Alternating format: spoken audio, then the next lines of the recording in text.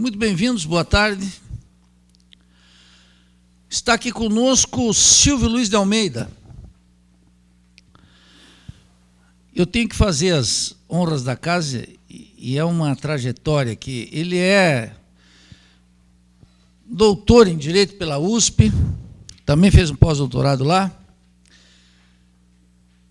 e ele é consultor técnico da Federação Quilombola do Estado de São Paulo. Lá em São Paulo também ele preside o Instituto Luiz Gama, que é um instituto formado por um grupo de juristas, acadêmicos e militantes dos movimentos sociais, que atua na defesa das causas populares com ênfase nas questões sobre os negros, as minorias e os direitos humanos. A conferência de hoje, do Silvio Luiz de Almeida, está intitulada Estado, Direito e Análise Materialista do Racismo. Eu queria, para além dessa formalidade, dizer para nós que é uma alegria muito grande ter o Silvio aqui. Esse convite nasce de um encontro que nós, por obra do acaso e da militância, tivemos em São Paulo, participando de uma mesa na Universidade de São Paulo sobre uma homenagem a Florestan Fernandes. E lá eu ouvi estarrecido a conferência do Silvio. E aí disse, bom, esse sujeito tem que ser levado lá para Santa Catarina e tem que dar uma conferência aqui no IELA, no Instituto de Estudos Latino-Americanos. Por quê? Por muitas razões. Não vou me estender muito, vai ser uma fala bolivariana de 3 horas, a minha, depois ele vai falar. Pelo seguinte, porque, obviamente, o tema do racismo, ele é um tema inerente à sociedade humana, mas ele é particularmente, naquilo que nos interessa agora, ele é um tema estreitamente vinculado ao sistema capitalista. A articulação entre racismo e capitalismo foi, a meu juízo, brilhantemente elaborada, estabelecida. O primeiro livro que eu li sobre isso, quando passei a me interessar por essa temática, um livro de um sujeito chamado Eric Williams, ex-primeiro-ministro de Trinidad e Tobago. E Eric Williams elucidou, a meu juízo, um tema fundamental. O combate, hoje, eu diria que a luta antirracial, na minha perspectiva, ela tem hoje, lamentavelmente, como a maioria das lutas sociais no Brasil, uma hegemonia liberal, de distinto tipo. Mais do que uma discussão profunda sobre o racismo, que está vinculado com as estruturas do sistema capitalista, que o sistema capitalista refuncionalizou como tantas outras heranças das sociedades humanas e colocou a serviço da exploração do homem contra o homem, precisa ser discutida entre nós. Para muito além desse isolamento social que nós estamos submetidos na universidade, que acredita que com experiências que, por mais importantes e meritórias que sejam, são completamente impotentes diante do racismo, como as ações afirmativas. E uma pauta que dominou a luta antirracista no Brasil e a crítica ao racismo no Brasil, de extração liberal. Eu estava discutindo com o Silvio aqui que o intelectual da estatura de Alberto Guerreiro Ramos, que a meu juízo é indiscutivelmente se não o maior intelectual que o Brasil já teve, chama-se Alberto Guerreiro Ramos, um baiano de Santo Amaro, da Imperatriz. Nós estaremos soltando aqui em poucos dias o livro dele, um dos livros dele, que chama Mito e Verdade da Revolução Brasileira. É o sujeito que criou no Congresso Nacional os cursos de administração, escreveu profusamente sobre o movimento negro nos anos 40, nos anos 50 e nos anos 60. Tem vários escritos sobre essa questão, sobre a questão racial, e ele mesmo se introduz na redução sociológica a partir do teatro experimental do negro e das lutas extraordinárias que nós tivemos, as vanguardas políticas extraordinárias que nós tínhamos e temos ainda na luta contra o racismo. Daí que a interpretação que o Silvio traz para nós é, como o título dessa conferência estabelece, uma análise materialista do racismo.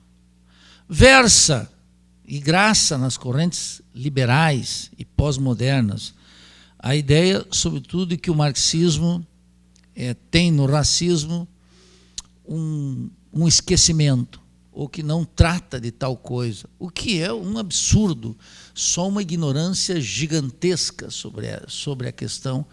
O próprio Marx tem 2 cartas com Abraham Lincoln, precisamente, saudando a luta de Abraham Lincoln, que não é nenhum comuna, nenhum marxista, nenhum revolucionário, longe disso, mas Marx tem 2 cartas a Abraham Lincoln dizendo, olha, isso aqui é fundamental, o que está acontecendo nos Estados Unidos é decisivo. Já lá no próprio Marx. Sem falar tudo que o Marx diz no Capital, tomo 1, tomo 2 e tomo 3, as recorrentes menções à escravidão e ao racismo. Daí que para nós é uma grande satisfação ter o Silvio aqui. Ele esteve aqui no estado de Santa Catarina para participar da plenária dos comerciários lá em Lages, que é um evento que está ocorrendo ontem, hoje e amanhã, e ele deu uma das conferências lá, fazendo uma dupla jornada aqui entre nós. Eu queria agradecer ao Silvio a disposição dele para estar conosco aqui no Instituto, e a palavra é dele. Bom, em primeiro lugar, eu quero cumprimentar a todos e a todas nessa tarde de hoje, dizer da minha enorme alegria e satisfação em estar aqui entre vocês em um lugar tão especial. Eu até comentava ontem que é impressionante, mas assim, eu conheço muitos lugares do Brasil, mas eu ainda não conhecia Florianópolis. Impressionante. Eu já tinha vindo para Joinville participar de um evento também numa universidade, mas não conhecia Florianópolis. E olha que interessante, quando vem Florianópolis é para falar desse tema e para estar entre pessoas tão especiais. E eu quero agradecer ao Instituto de Estudos Latino-Americanos, e o faço na pessoa do meu querido amigo aqui, o Nildo, que tão bem me recepcionou. E nós tivemos, como ele disse, um encontro que foi sensacional, espetacular, né? Falar de Florestan Fernandes e a partir de então, um ouvindo o outro, dizendo assim, poxa, tem coisa para se fazer aí, temos coisas juntos a fazer. Pois bem, prezados, eu gostaria de falar um pouco sobre essa análise materialista do racismo, mas antes eu quero explicar como é que eu cheguei até aqui, como é que eu cheguei na análise materialista do racismo, qual é a trajetória que me levou a, como bem disse o Nildo, a fugir dessas armadilhas liberais de explicação a respeito da questão racial. Bom, minha formação, como vocês viram, eu sou um jurista de formação, o que não significa que eu sou uma má pessoa, eu só sou um jurista. E como juiz de formação, bom, sou submetido a todo o processo de assujeitamento a que são submetidos todos os juristas, né? E não só um jurista no sentido daquele que estuda o direito, mas também sou advogado militante. Minha primeira formação no campo do direito, formação acadêmica, fui estudar, me aprofundar, vocês vão até achar engraçado, é o direito tributário. Eu sou especialista em tributação. Faço planejamento tributário, escritório de advocacia, essa coisa toda. Bom, você fala, poxa, como é que você chegou nisso então? Bom, a questão racial não preciso dizer como é que eu cheguei, né? Isso é óbvio.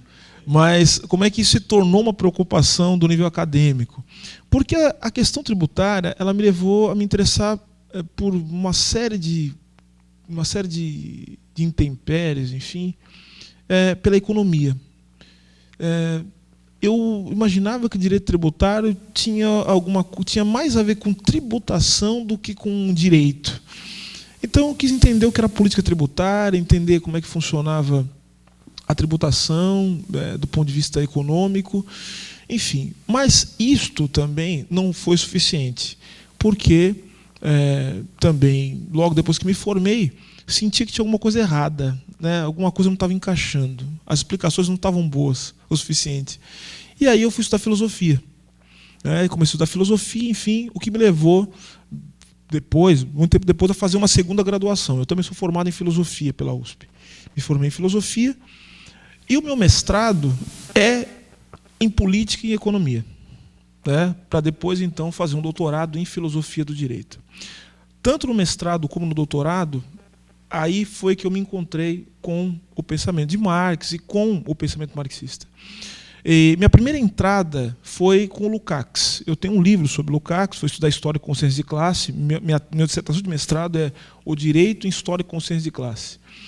E aí a questão da subjetividade jurídica, a ideia do sujeito começou a se tornar uma espécie de obsessão para mim. Falei, o que é esse negócio do sujeito? Por que os marxistas fazem a crítica ao sujeito, mas muitos sem sair da questão da subjetividade? Então, o Lukács foi o primeiro passo para isso. Depois, no doutorado, eu fui estudar um outro filósofo também, que teve um encontro com o marxismo. Inclusive, o livro sai no mês que vem, que é Sartre. Vou estudar Sartre, Direito e Política, né, que é o título da minha tese e também será o título do livro, que vai sair agora pela editora Boitempo. Bom, e no pós-doutorado? E as coisas vão começar a fazer um pouco mais de sentido. Eu quis fazer uma amarração com essa coisa do sujeito. Eu falei, puxa, eu quero ver quem são os autores que estão fazendo essa crítica à noção de sujeito na filosofia, a partir de uma perspectiva marxista. E eu quero fazer um confronto entre esses três autores, a questão do método. Então, eu estudei no pós-doutorado a subjetividade jurídica em Lukács, Sartre e Althusser. Eu fui estudar esses três autores. Pois bem, como eu disse, essa trajetória que parece acidentada, na verdade, ela me leva para um ponto de inflexão, que é o que a gente chega aqui hoje, para entender as peculiaridades das relações raciais. A questão racial, para mim, sempre se apresentou de uma maneira bastante efetiva na militância política. Fundei o Instituto Luiz Gama, lutando pela questão racial. 2011, 2012 foram anos bastante pesados lá em São Paulo, porque foi o ano em que a gente começou a lutar pelas cotas na USP, as cotas nas universidades estaduais. Então, isso me deu a possibilidade de entender como o movimento negro se posicionava em relação à questão racial de uma maneira mais ampla, do ponto de vista político, do ponto de vista institucional. Tive a oportunidade de escrever alguns projetos de lei que tramitam na Assembleia Legislativa de São Paulo para a instituição de cotas na Universidade de São Paulo, enfim, projeto de cotas na Defensoria. Bom, juntando tudo isso, a minha experiência acadêmica com a minha experiência política, ficou muito claro para mim. Falar de cota não é nem o começo da gente começar a falar de racismo. Cota é algo, obviamente, que nós lutamos por isso, é importante, é fundamental, permitiu a muitos de nós estar na universidade, só que há um limite, para a compreensão do racismo a partir dessa dimensão das cotas raciais. Cotas raciais, até porque é uma estratégia liberal, dentro do liberalismo, e, por estar dentro do liberalismo, também encontra os seus limites. Então, para mim, ficou muito evidente. Então, qual foi a ideia? Eu falei, puxa, eu preciso saber como é possível pensar a questão racial para além dessas armadilhas liberais, o que eu chamo de armadilhas liberais.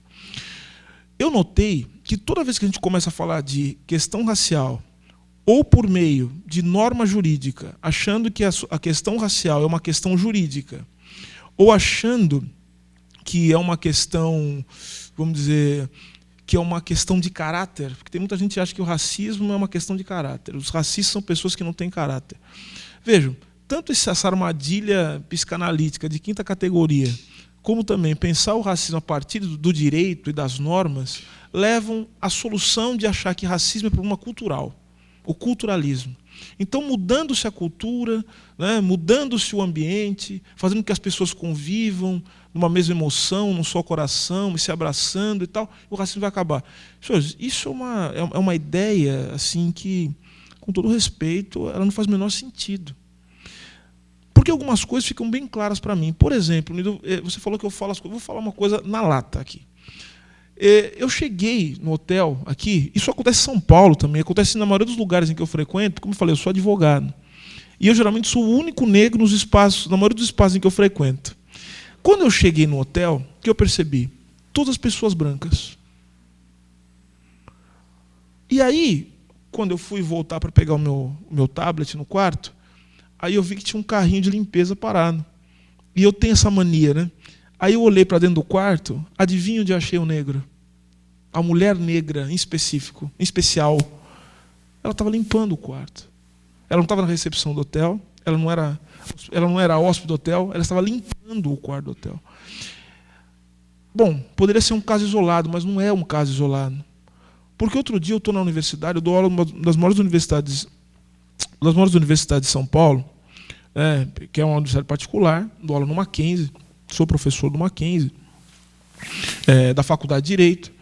E outro dia eu estou me dirigindo ao prédio da faculdade, o que eu encontro? Eu vejo 2 grupos de jovens. Os 2 grupos de jovens, percebi que tinham a mesma idade, estavam brincando, os 2 grupos brincando entre si, só que um grupo estava com mochilas, com malas, cadernos na mão. O outro grupo estava com vassouras na mão. Adivinhem qual a diferença entre os 2 grupos? Que o grupo em que os jovens estavam todos com vassouras na mão, e quando eu falo todos, eu não estou falando querendo pintar com cores fortes, eu estou falando a realidade. Eram todos os jovens negros que estavam com vassoura na mão, enquanto os outros, todos, sem exceção brancos, estavam com cadernos na mão. Eram estudantes da universidade, todos com a mesma idade. Bom, então, isso quer dizer assim, não é um problema cultural, tem alguma questão. E alguma questão que se relaciona diretamente com a divisão social do trabalho. Tem alguma questão que coloca a população negra em determinadas posições quando a gente começa a falar das questões relacionadas à divisão de classe da sociedade capitalista. Isso me levou a fazer algumas investigações. O que eu comecei a notar? O Nildo até já falou a respeito disso aqui. Muita gente diz que o marxismo não fala a respeito da questão racial. Mais do que um equívoco, isso é mentira. Isso é mentira. Não é verdade. Desde os clássicos do marxismo, e quando eu falo dos clássicos, estou falando assim, estou falando do próprio Marx, estou falando de Engels, né? Marx é marxista, Marx é Marx, só que eu tenho Engels, Lenin já fala disso. Lenin já fala da questão racial, de uma outra forma. Bruno Bauer está falando da questão racial. Há textos sobre isso. Né? Inclusive Lenin, ele utiliza o seu prestígio pessoal para dizer o seguinte, olha, a questão, veja, não aparece na coisa como questão racial, ele vai falar a questão da autodeterminação dos povos e do apoio à luta da libertação dos povos de África, né, e de outras partes do mundo é fundamental para a luta revolucionária. Ele vai dizer isso. Obviamente que é uma série. Eu não estou nem começando a discutir os limites aqui disso, né, de todas essas questões. Eu quero colocar o seguinte: há formulações no próprio Marx e na tradição marxista, mesmo a clássica, aquela dos primórdios do marxismo, a questão racial já é tratada. Fora o fato de que diversos homens negros e mulheres negras colocaram o marxismo como um elemento fundamental da sua trajetória teórica e política. Eu vou fazer 2 referências aqui que acho que vai ficar muito claro. Então, tem algumas pessoas que dizem o seguinte, olha, o marxismo não serve para tratar a questão racial. O marxismo não serve para tratar uma luta política antirracista. Bom, então eu vou dizer o seguinte, falem isso para Angela Davis, por exemplo. Falem isso para Stockley Carmichael, também, fundador dos Panteras Negras. É necessário falar isso para Eric Williams, também. E para tantos outros. Né? Agora temos que ir para a África. Agostinho Neto, Amílcar Cabral, Sankara, Patrício Lumumba, alguns nomes só, para falar disso. E alguns até que alguns discutem se estão na tradição marxista ou não, mas que tinham um bom diálogo com o marxismo, por exemplo, Franz Fanon. Estou dando alguns exemplos aqui. Bom, isso me levou a pensar o seguinte, puxa, então, acredito que, em primeiro lugar, o marxismo, ou o materialismo histórico, como queiram dizer, ele trata, sim, da questão racial. Tem a questão racial como algo importante. Há formulações a respeito disso. Só que nós temos que aprofundar isso. Mais do que isso. Primeiro, o liberalismo ou as teorias liberais, elas não são capazes de explicar o racismo no seu movimento mais profundo. Só que também tem um outro lado da questão, e que a análise de matérias do racismo, como eu chamo isso, também quer dialogar a respeito. Não é só o racismo que não pode ser compreendido sem que nós utilizemos uma metodologia, sem que nós olhemos para isso de uma maneira mais profunda, coisa que o marxismo nos permite fazer. Eu vou falar uma coisa até mais dura. A gente não compreende, de fato, as determinações que o marxismo quer captar sem que a gente estude a questão racial. Não adianta ficar falando de classe sem entender como é que essa classe é constituída da sua forma concreta.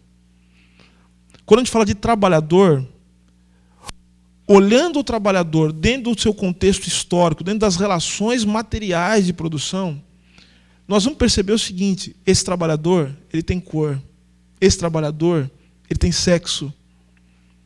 As formas e as estratégias de exploração, elas também são entendidas a partir de padrões raciais. Mais um passo. Entender o racismo, sem dúvida alguma, exige que nós entendamos como essa análise materialista das relações sociais é possível. Entender, fazer essa análise materialista depende que nós olhemos para a questão racial. E não só racial, mas a questão de gênero também é fundamental. Mas tem um outro passo. Falar de marxismo, falar de racismo, é falar de dois elementos que geralmente nós negligenciamos muito. É falar de Estado e Direito. Estado e Direito. Enquanto Estado e Direito for coisa de jurista, nós estamos perdidos. Perdidos. Estado de Direito não pode ser coisa de jurista, único e simplesmente. Jurista, eu estou falando assim, juristas são aqueles que só acham que a norma jurídica da lei é o horizonte final da vida. É impossível. A questão do Estado e do direito são questões que eu chamo de questões estruturais. E por serem questões estruturais, elas são fundamentais para que nós possamos entender o movimento real, material, concreto da realidade. Por isso, a conferência, ou a minha fala, a nossa conversa de hoje tem esse título: Estado, Direito e Análise Materialista do Racismo. Se você não entende nada de racismo, se você não entende nada de Estado e Direito, se você não entende nada de Estado e Direito, você não vai entender nada de racismo. Então não basta simplesmente ficar estudando relações raciais, os efeitos psicológicos do racismo, sem que nós entendamos como o racismo se reproduz enquanto relação social. O racismo é uma relação social, não é problema psicológico, não é problema de caráter, é relação social. Certo? E como relação social, se nós podemos identificar o racismo enquanto relação social, significa então que o racismo tem que ser reproduzido. Ele é reproduzido por uma série de mecanismos de poder, dentro de uma lógica. E essa lógica, talvez a resposta esteja aí, nós temos que discutir. Essa lógica talvez seja a lógica da reprodução do capitalismo. A gente pode até dizer o seguinte: bom, mas existia racismo antes. Bom, o racismo tinha outra forma, ele tinha uma outra expressão social, uma outra expressão histórica.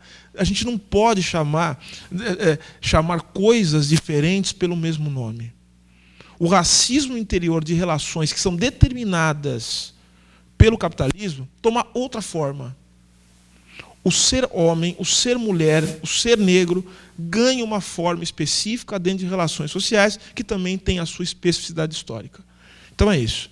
Então nós temos que entender como é que funciona o capitalismo, como é que funciona o Estado, como é que funciona o direito, e entender como isso se organiza a partir de uma lógica que tem o racismo como elemento fundamental. Certo? A gente não consegue... E aí que fica a grande pergunta, né? Essa é a pergunta, que é uma pergunta que, de fato, eu confesso, talvez eu tenha algumas indicações, mas talvez eu não tenha uma resposta. Importante não ter resposta. Eu não quero ter resposta para tudo, ainda bem. Por isso que eu estou aqui com vocês. A grande questão é: será o racismo, e essa é a pergunta, um elemento estrutural do capitalismo? Ou seja, é um elemento sem o qual nós não podemos compreender o funcionamento do capitalismo? Entendendo o capitalismo não como um fenômeno local, regional, mas como um fenômeno que tem um caráter mundial, internacional, universal, enfim, como nós quisermos falar sobre isso. Ou o racismo é um fenômeno conjuntural, ou seja, é algo que acontece diante de certas circunstâncias locais ou regionais, ou é uma estratégia de poder dentro das relações capitalistas. Então essa é a pergunta. O racismo é um elemento estrutural, um elemento conjuntural das relações sociais no capitalismo? Eu acho que essa é a questão que eu diria que talvez a esquerda ou os progressistas, ou como queiramos falar a respeito disso, tem que responder, tem que falar, tem que tratar, né? Porque isso vai impactar nas nossas estratégias de luta contra o racismo e também de luta anticapitalista, né? Porque se for um elemento estrutural, a gente não pode ser anticapitalista sem também empreender uma forte reflexão e uma luta antirracista.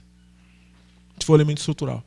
Se for um elemento conjuntural, a nossa conjuntura está eivada de racismo. Então a luta anticapitalista, no contexto de uma sociedade tal como a brasileira, ela não pode ser feita também se não houver uma luta antirracista. Ou seja, não tem jeito, tem que lutar contra o racismo, né? Resumindo tudo que eu falei, não tem saída. Bom, então eu quero organizar aqui minha fala. Quanto tempo eu tenho, Nildo? Não sei. Eu quero organizar minha fala dentro... Tem o tempo bolivariano. Bom, então é um tempo que não tem tempo. Tempo necessário para a gente expandir aqui. Socialmente necessário para as ideias revolucionárias. E eu quero organizar minha fala em torno de alguns eixos, né? Primeiro eu quero falar um pouco sobre o Estado e a relação do Estado com um elemento que eu considero central para se pensar o nacionalismo. Vimos conversando a respeito disso. Para se pensar o racismo, que é o nacionalismo. Quero falar sobre Estado e nacionalismo. Depois de falar sobre Estado e nacionalismo, eu quero falar de um outro elemento que é o Estado, racismo e ideologia. Também, ideologia de uma perspectiva diferente. O racismo é uma ideologia, desde que nós possamos entender o racismo, a ideologia como prática material, né? Ou seja, a ideologia ela não pode ser considerada única simplesmente como uma fantasmagoria, como uma imagem falsa do mundo. Mais do que isso, a ideologia tem que ser considerada como um processo de subjetivação, como formação da subjetividade, nossos sentimentos, nossa visão de mundo, a forma com que o imaginário socialmente construído ele é incorporado, ele é encarnado no sentido de carne, como ele nos penetra, né? Então, isso é fundamental, compreender isso, a ideologia nesse sentido. E, posteriormente, vamos falar, e aí já me encaminho para o final, quero falar um pouco sobre como o racismo pode ser lido de maneira específica a partir de alguns processos, de algumas teorias que estão presentes na obra de Marx ou nas formulações marxistas. E aí nós podemos discutir e falar a respeito disso. Pois bem, vamos começar falando um pouco sobre o Estado e capitalismo. Primeira coisa, da mesma maneira que a gente quer analisar o Estado como um elemento, ou melhor, o racismo como elemento específico no interior de certas relações que são dadas no interior do capitalismo, nós temos que analisar o Estado da mesma maneira. E nesse sentido, o Estado ele é, de alguma maneira, a expressão das condições estruturais do capitalismo. Porque o capitalismo ele se assenta numa separação entre trabalhadores e trabalhadoras dos meios de produção. Na produção privada, no trabalho assalariado e na troca mercantil. A política, né, cujo Estado é a grande expressão, não se manifesta como dominação direta de uma classe sobre a outra, mas como o aparato de mediação entre indivíduos livres, iguais e proprietários. Então o Estado se apresenta dessa maneira. Ele é um aparato de mediação entre indivíduos que são livres, iguais e proprietários. Tanto é verdade que, vejam, e eu quero falar, essa não é uma questão ética, mas é um constrangimento a que todos nós estamos submetidos numa sociedade capitalista. Quando nós temos algum problema, estamos sofrendo algum tipo de mal, né? Alguém tenta invadir a nossa casa ou somos assaltados, nós vamos chamar a mesma polícia que depois vai matar a gente na periferia, né? Ou seja, isso é um constrangimento social, né? Ou seja, por quê? Porque, já disse um filósofo, um sociólogo que não tem nada de marxista, mas que é importante estudar, né? Que é o Weber, né? De alguma forma, porque uma das características do Estado, entendendo o Estado como Estado contemporâneo, é a monopolização dos aparatos de violência. Então, E a política, para a gente não misturar, a política é uma coisa, direito é outra. A política é relação de poder, é relação de força, é o uso da força, da violência. Então, o Estado, dentro de uma sociedade em que todos nós nos movemos como indivíduos livres e iguais, onde todo mundo aparece como potencialmente proprietário, porque o mundo é um grande mercado, certo? Os liberais, eles estão projetando a sociedade desse jeito, mas por quê? Porque existe uma materialidade nisso também. Ou seja, a sociedade é constituída e nós, subjetivamente, somos constituídos para atuar num mundo de troca mercantil. Todo mundo defende a liberdade individual como algo fundamental, a igualdade, né? A nossa luta é pela igualdade, olha só. Quando a gente está lutando, nós negros estamos lutando por igualdade. Então você tem que entender o que é isso, né? Igualdade de quê? A igualdade, será que essa é a igualdade que aparece no momento da troca mercantil?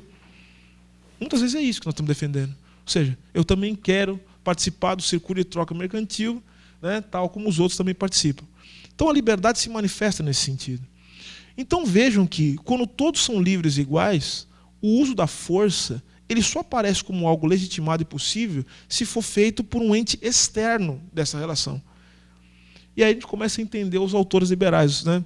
Ou aqueles que vão ser depois, de alguma maneira, incorporados à tradição liberal, como o Hobbes. Né? O Hobbes entendeu direitinho. Né? Ou seja, no mundo em que todo mundo é igual, né, alguns vão querer usar a força de uma maneira desmedida, o que só é possível que todos sejam iguais se houver um poder acima dessa relação e que possa utilizar a força de maneira sistemática para manter as coisas dentro de uma ordem aceitável.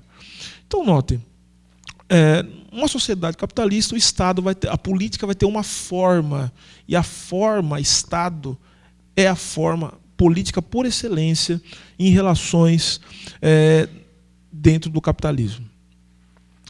Então vejam, ainda que tenham as sociedades pré-capitalistas se constituído por múltiplas formas de dominação e de exercício difuso do poder, as características da ordem capitalista são bastante específicas. É apenas com o desenvolvimento do capitalismo que a política assume a forma de um aparato exterior. No capitalismo, a organização política da sociedade não será exercida diretamente pelos grandes proprietários ou pelos membros de uma classe, mas pelo Estado. Numa sociabilidade constituída pela relação entre indivíduos formalmente livres, iguais, em que a força de trabalho é também uma mercadoria, a manutenção da ordem e a internalização das contradições do capitalismo, seja pela coação física, seja por meio de discursos ideológicos, será papel do Estado. A forma com que os indivíduos atuam na sociedade, seu reconhecimento enquanto integrantes de determinados grupos e classes, bem como a constituição de suas identidades, relacionam-se às estruturas que regem a sociabilidade capitalista. Prezados, prezadas, diante disso, é aí que a gente tem que começar a falar do nacionalismo.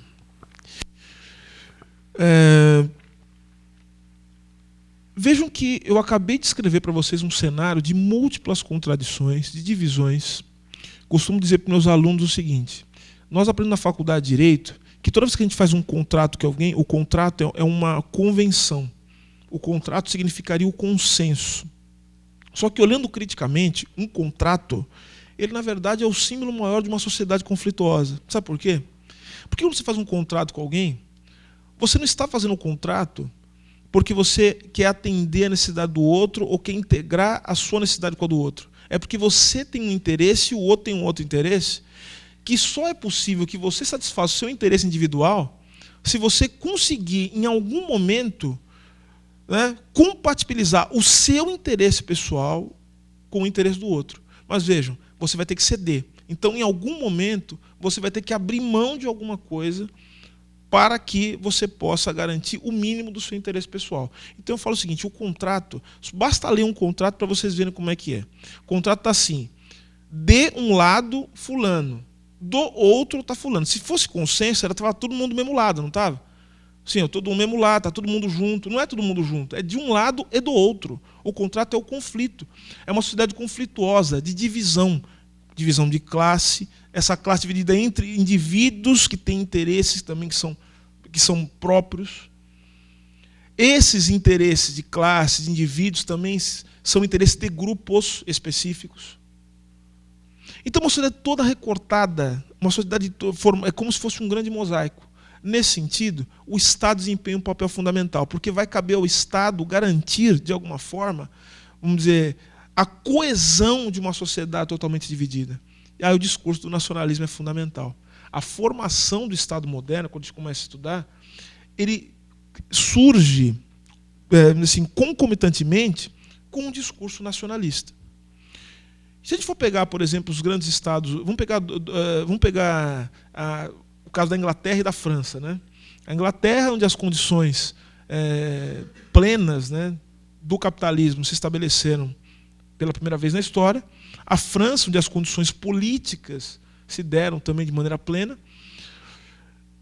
Tanto França como Inglaterra construíram um discurso nacionalista que depois foi base, sabe para o quê? Para o imperialismo. É um discurso que vai dizer o seguinte, olha, muitos autores vão dizer, o Hobsbawm vai falar isso, o Norbert Elias vai tratar disso também, ou seja, o discurso nacionalista inglês e francês é um discurso universalista. Ou seja, nós somos, o nosso modo de ser, nosso modo de vida, nossa organização, a nossa cultura é uma cultura que tem um caráter universal. Portanto, passam a medir o mundo a partir da régua do que eles chamam de universalismo. Nós temos, inclusive, que chegar em outros lugares do mundo para civilizá-los. Civilization. É isso. Vamos civilizar o resto do mundo. Então, as características da nossa nação são características universais. Bom, a gente não precisa se estender muito para entender, para quem estuda um pouco de antropologia, sabe do que eu estou dizendo, né? Como isso também, essa ideia da difusão desses padrões nacionais, são o começo de uma ideologia da branquitude. Como o ser branco, né, como o ser homem, passa a ser um padrão universal daquilo que é certo. Isso se estende a padrões éticos. O ser europeu, né, naquele momento, é a régua do mundo. Isso é fundamental, veja, para além de uma estratégia ética, isso é uma estratégia fundamental para a formação do capitalismo. Você estender o seu modo de vida para outros lugares do mundo. Os americanos fazem isso hoje, né? The American Way of Life é isso. Você estende o seu modo de vida para outros lugares do mundo. Claro que isso aí não vai encaixar perfeitamente. Vamos ter uma série de imperfeições, né? Mas essa é a estratégia do nacionalismo. Na Alemanha isso está de uma maneira diferente, né? Foi estudar na Alemanha, o nacionalismo alemão ele é constituído de uma outra maneira.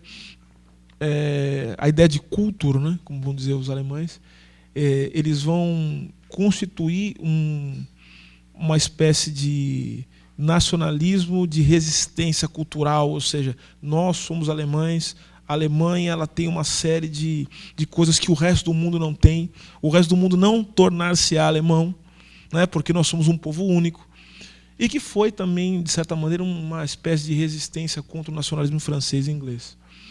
Mas vejam só, o que eu quero dizer com isso é que o nacionalismo ele preenche as enormes fissuras da sociedade capitalista, afastando a percepção acerca dos conflitos de classe, de grupos, e em particular da violência sistemática do processo produtivo.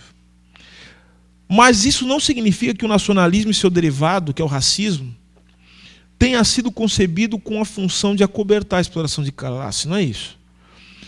Essa explicação é funcionalista, né? Ainda que parcialmente correta. Seria bastante frágil diante de contextos em que a democracia racial ou o advento de sociedades pós-raciais são afirmados. Né? Ou ainda, em situações em que conflitos de classe entre etnias ou grupos religiosos estão abertamente deflagrados. A questão aqui, portanto, é estabelecer a relação estrutural e histórica, e não meramente a funcional ou lógica, entre a sociabilidade capitalista e a reprodução da ideologia racista.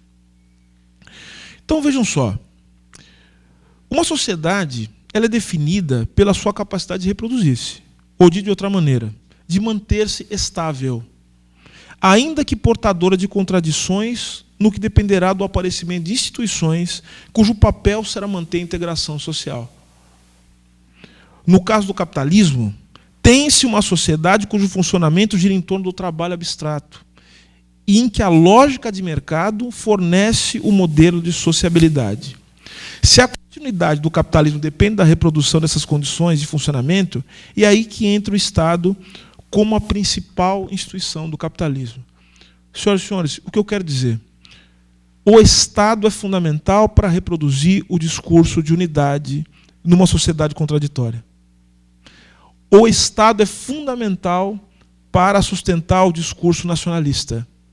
É necessário que o Estado sustente isso por meio de práticas, que são práticas de poder efetivo, do uso da força, mas que são fundamentalmente também práticas de reprodução ideológica. Reproduzir padrões de comportamento, reproduzir padrões éticos como sendo os corretos, padrões estéticos, afirmar a branquitude. No final das contas, a gente pode afirmar, junto com o Balibar, o Wallerstein, que são teóricos marxistas que têm livros sobre o racismo, apesar de brancos que são, eles vão dizer o seguinte, o Balibar vai falar claramente, não existe possibilidade de haver racismo se o racismo não for sustentado por práticas do Estado. Todo racismo é estrutural. E todo racismo, como estrutural, ele tem que ter uma dimensão institucional, porque há uma confusão que se faz, inclusive dentro do movimento negro, o que também causa uma série de confusão em relação à questão das cotas. Uma coisa é racismo estrutural, outra coisa é o racismo institucional, que são coisas distintas.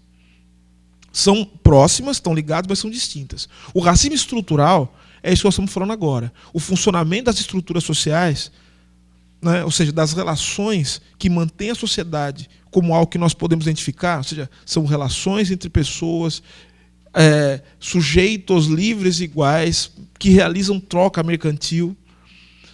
Essa estrutura, esse modo de exteriorização das relações sociais tem que ser mantido por meio de uma série de mecanismos de poder e mecanismos também de reprodução ideológica. Isso é o racismo estrutural. Então isso não se resolve com cota. Isso aí não se resolve com cota. Perceberam? É uma dimensão que, inclusive, eu vou falar disso daqui a pouco, é uma dimensão que se revela até no plano do inconsciente. Vocês querem ver como se revela no plano do inconsciente? É uma coisa impressionante. Acredito que a maioria dos meus amigos e amigas, companheiros e companheiras que estão aqui nessa sala são pessoas, acredito eu, né? Quero crer, a maioria, todos, não a maioria, mas todos aqui, não compactuam com o racismo, acham o racismo uma coisa assim, absurda, odeiam gente racista, ótimo. Só que, por exemplo, chegam em certos ambientes, que deveriam ser ambientes públicos ou democráticos, como a universidade, por exemplo, e não, vejam, isso não causa, a pessoa não fica doente nem revoltada quando chega num lugar em que só tem um negro.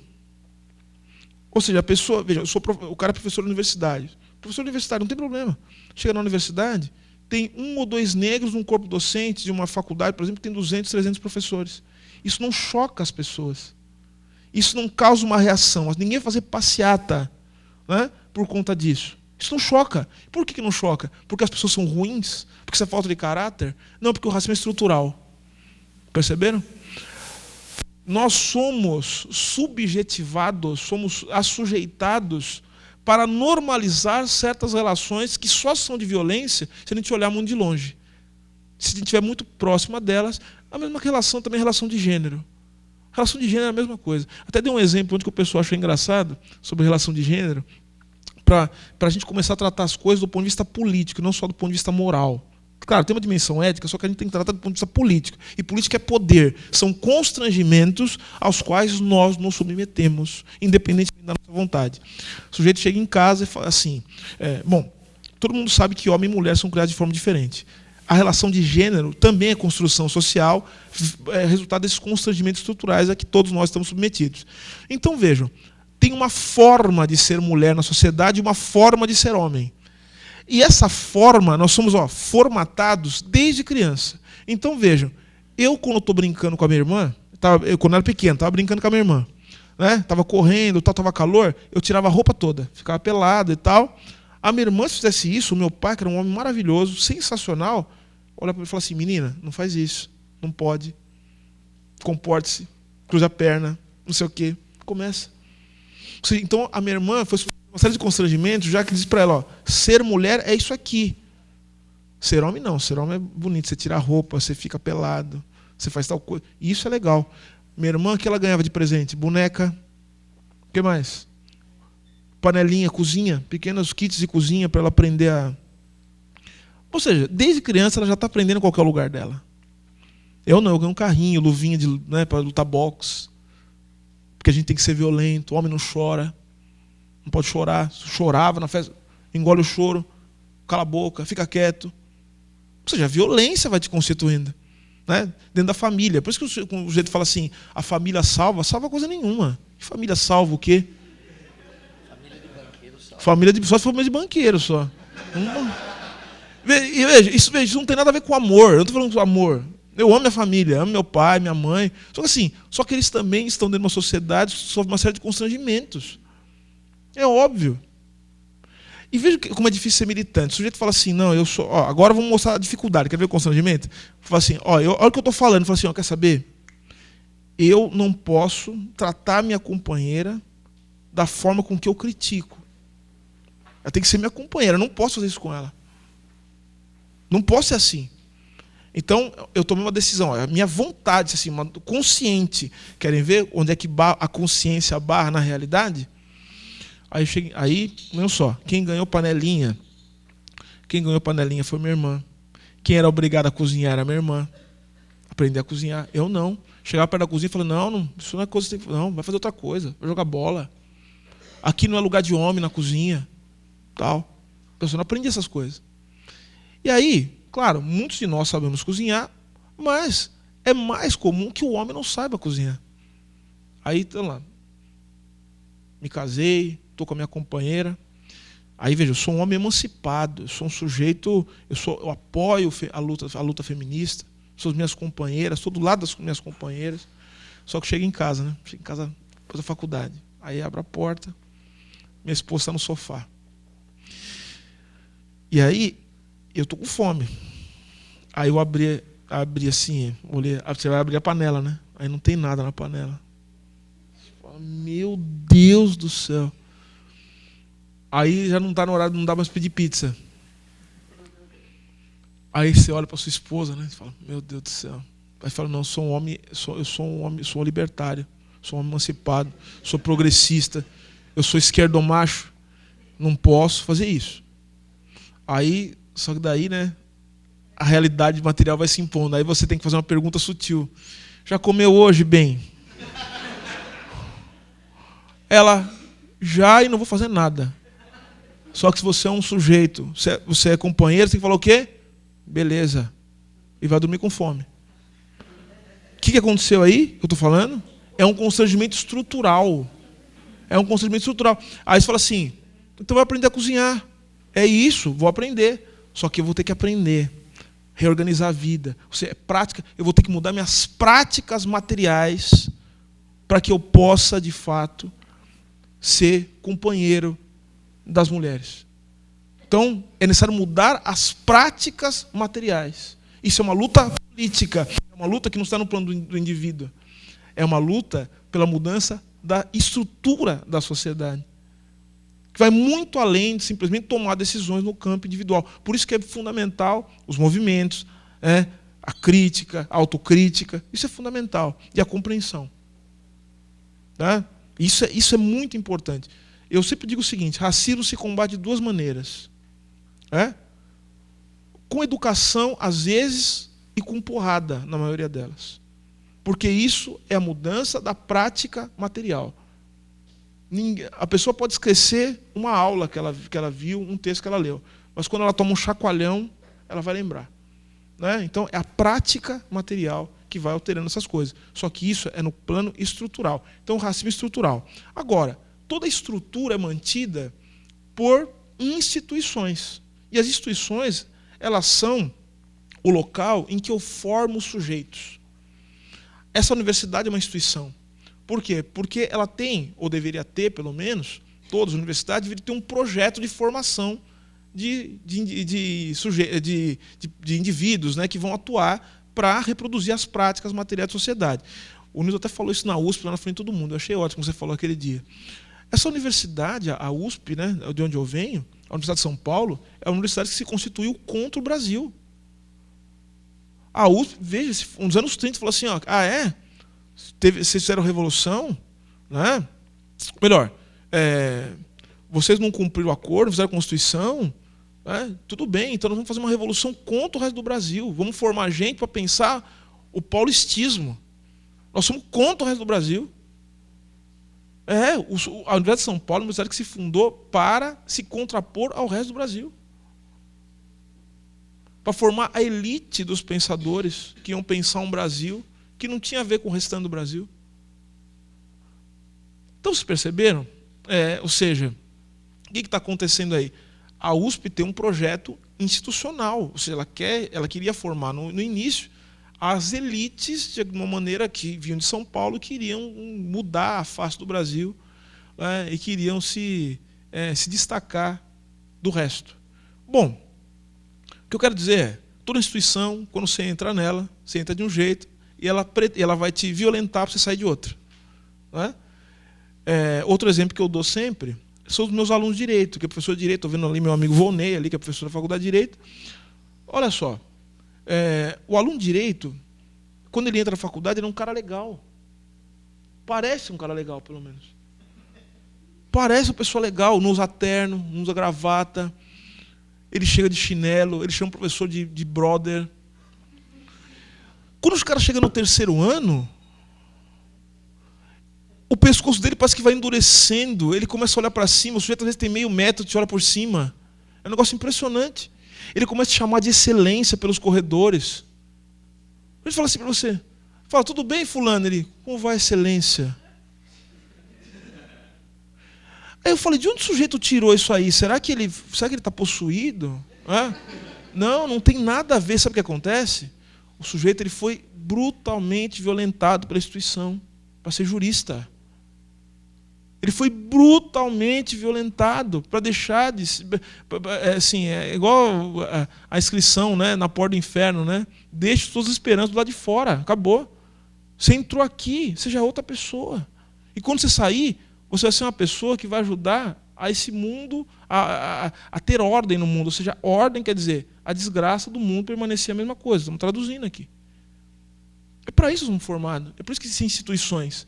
Se instituições fossem diferentes, né, falar assim, não, vamos formar instituições que vão lutar para que o mundo seja um mundo melhor de fato.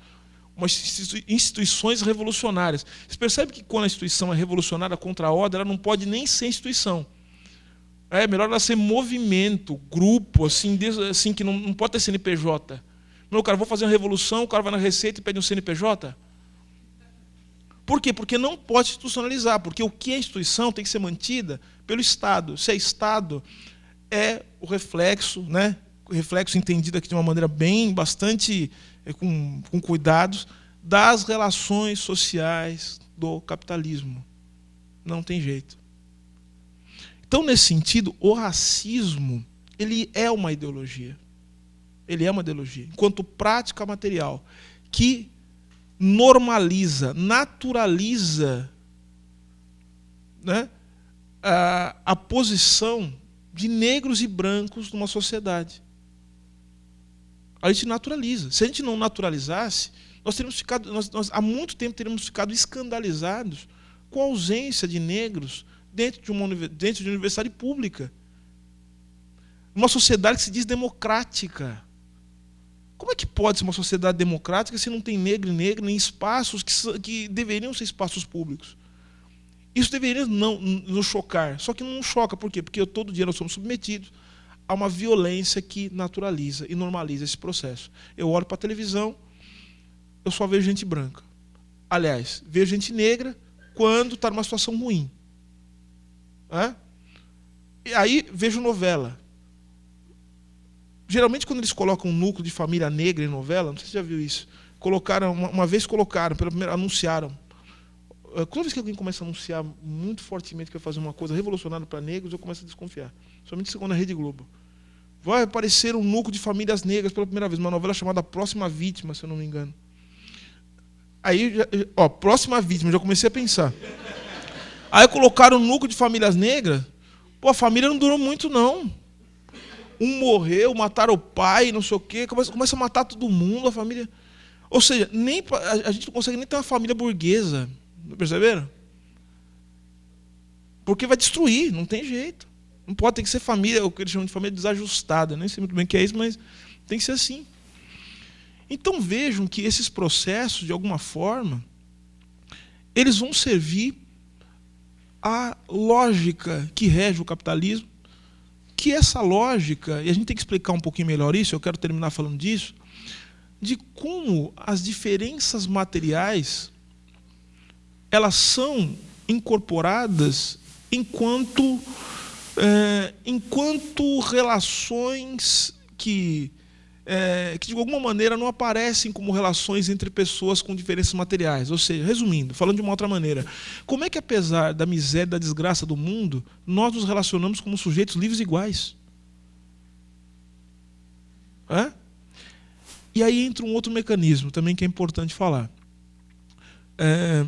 Isso aí, quem vai falar disso é o Balibar e o Wallerstein. O Wallerstein, especificamente, ou Wallerstein, como eles dizem também, ele vai falar disso especificamente. Tem um livro que eu recomendo, que eu acho que é um dos melhores livros sobre a questão racial, nessa perspectiva aqui que eu estou colocando, que é um livro chamado Race, Class and Nation, Raça, Classe e Nação, do Etienne Balibar e Emmanuel Wallerstein. Esse livro é sensacional. E nesse livro, o Wallerstein ele vai dizer o seguinte: a única maneira, de nós incorporarmos essas diferenças de classe ou de raça é forjar um discurso universalista, que está também ligado ao nacionalismo. Mas veja, eu tenho estratégias internas de forjar discurso universalista. Por exemplo, se eu tenho universidade pública, e aí eu tenho uma população negra que é a segunda população negra do mundo. 52%, 51% da população brasileira se autodeclara negra, preta ou parda, negra. Só que daí eu tenho, como eu falei, universidade pública em que a maioria dos alunos são brancos. E, portanto, não reflete, ou seja, não tem o menor sentido se a gente olhar para os números da constituição da população negra no Brasil. Então, a única forma de você defender a universidade, o universalismo, é você criar um discurso que mascare o universalismo e coloque essas mazelas na conta do indivíduo. Que discurso é esse? A meritocracia. Veja, quem está falando isso é o Wallerstein. Ele fala que a meritocracia é a única forma de lidar com essa tensão entre a miséria do mundo e o universalismo, que é fundamental para de alguma maneira, nós aceitemos as misérias do capitalismo, as restrições. Eu preciso criar a meritocracia, preciso jogar na conta do indivíduo. Então, ou seja, você vira para um jovem negro que não está na universidade, que não conseguiu entrar na UFSC, fala assim: bom, por que você não entrou? Não é porque eu sou negro, porque o capitalismo é uma desgraça, porque, em vez de construir universidade pública, o orçamento todo é capturado para pagar juro para banco. Não é isso que eu vou falar. Não, o problema é porque você não teve competência para passar no vestibular, porque você não comprou a apostila do cursinho tal ou qual, você não teve mérito. Se você se esforçar um pouquinho mais, você vai conseguir fazer parte desse grupo de pessoas que não são privilegiados, obviamente, mas são pessoas especiais. Depende de você ser especial. Ou seja, a ideologia da meritocracia é um discurso racista. A meritocracia é um discurso racista por excelência. Agora tem que fazer um reparo também, que senão o Nildo vai me matar. O nacionalismo tem que ser visto também de acordo com uma perspectiva histórico-materialista. Nacionalismo na Europa, na maioria dos casos, dá naquelas desgraças xenófobas, dá em repúdio a imigrante, ou seja, defesa do racismo, do universalismo racista, dá nisso. Entretanto, quando você começa a olhar no contexto da África, da América Latina, da Ásia, o nacionalismo se tornou um discurso de resistência contra o imperialismo. Temos que olhar isso. E muitas vezes, nesses contextos aos quais eu me refiro, a defesa do nacionalismo ou do nacional faz parte de uma luta antirracista. Como, por exemplo, os indígenas, que estão defendendo o seguinte: estão defendendo a nossa terra, nossas tradições, a nossa nação, a nossa cultura. E eles o fazem contra o imperialismo, contra o massacre dos povos indígenas. As revoluções africanas, veja, e não houve tanta contradição entre a defesa de uma prática revolucionária marxista e a defesa também do nacionalismo. Foi o que fizeram os teóricos africanos, que, aliás, a gente não lê, né? A gente precisa ler. É fundamental. Temos que começar a ler as coisas, né? Assim, não se faz revolucionário de boutique, que fica, sabe, não lê nada, não faz nada, voluntarismo. Não é isso. O mundo é muito complexo. A gente precisa começar a entender e aprender certas coisas, porque senão a gente não consegue desvendar os mistérios, né? Quando eu falo de mistério, é para diferenciar do segredo, né? O segredo é aquilo que só os iniciados sabem. Mistério é aquilo, como diz aquela música da Marisa Monte: se você estiver disposto, ele se abre para você. Então o mundo tem algumas coisas que nós precisamos desvendar, alguns mistérios, até para a gente poder saber qual que é o limite da nossa ação. Então temos que estudar, temos que entender. Amílcar Cabral, não lembra qual Cabral? É um problema, né? Ou seja, entender como é que um homem negro, num contexto da África, veja, Moçambique, né, como é que esse sujeito ele construiu uma estratégia, pensou uma estratégia revolucionária. Então, para nós isso é fundamental. Então, o nacionalismo tem um papel importante. Por isso que eu falo, a gente tem que jogar os conceitos para o interior das práticas materiais. Claro, no campo do marxismo, claro, a gente vai trabalhar com a determinação. Há uma determinação, em última instância, vamos usar essa expressão, da economia, né, do capitalismo, mas só que isso vai tomar forma, né, diferente de acordo com cada contexto histórico. Isso é fundamental. Então, o racismo no Brasil, ele tem uma forma, tem um jeito. O racismo se manifesta nas relações sociais, né, de uma maneira distinta, por exemplo, do racismo tal como ele se manifesta nos Estados Unidos, cujo processo histórico é outro, mas com algumas similaridades, né? Então temos que estudar o que é isso, o que tem igual diferente aí, que é diferente também da África do Sul, que é uma outra estratégia, e que é diferente da Europa, por exemplo, né? O racismo ele ganha formas, ele é determinado, né, de alguma forma pela economia, enfim, pelas condições do mundo, em geral pela uma lógica que rege as relações sociais no mundo todo, só que ele ganha um sentido diferente a partir de cada contexto histórico. Só para lembrar uma coisa, se a gente começar a olhar, por isso que eu falei que o racismo é estrutural, começar a olhar a forma com que os Estados Unidos ele se constitui enquanto nação, a nação estadunidense, ela se constitui, não é apesar do racismo, mas se constitui com o racismo. O racismo é constituinte, ele é estrutural e estruturante das relações sociais nos Estados Unidos. Assim como também no Brasil, só que por conta das peculiaridades históricas, o racismo, veja, a nossa industrialização tardia, o professor Nildo pode falar melhor disso, nós chegamos num ponto da história em que era necessário, né, por conta da necessidade de formação de um Estado nacional, e o Brasil, vamos ser sinceros, antes de 1930, o Brasil não era Estado, o Brasil era uma fazenda, né? O Brasil começa a se tornar Estado quando ele começa a se atrelar, isso também é uma outra questão do capitalismo, se atrelar a um processo de industrialização. Aí é necessário ter Estado.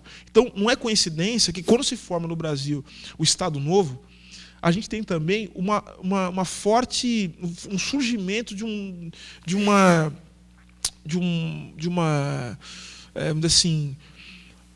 cabedal enorme de legislação. Você começa a legislar, ou seja, o direito, como ele se atrela com a industrialização, com o capitalismo, começa a surgir direito, relação jurídica, ou seja, sai lei de SA, lei de luva, CLT, Código Penal, Código de Processo Civil, Código de Processo Penal, tudo. Só fica o Código Civil, que é código ruralista, Aí fica o Código Civil, né? E o Código Comercial de 1850, o que já demonstra, a gente pode falar depois sobre isso, isso diz muito sobre o que é o Brasil, né? Você vai manter o Código Civil, o Código Comercial, até 2003, 2002, mas todo o resto muda brutalmente, porque o Brasil ele entra num processo, assim, um processo de...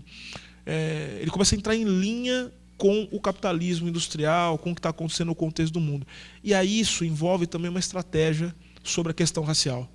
Uma coisa que vocês vão guardar, e que também eu estou escrevendo um texto a respeito disso, é que todo momento de crise e de transformação econômica envolve uma mudança na estratégia de lidar com a questão racial.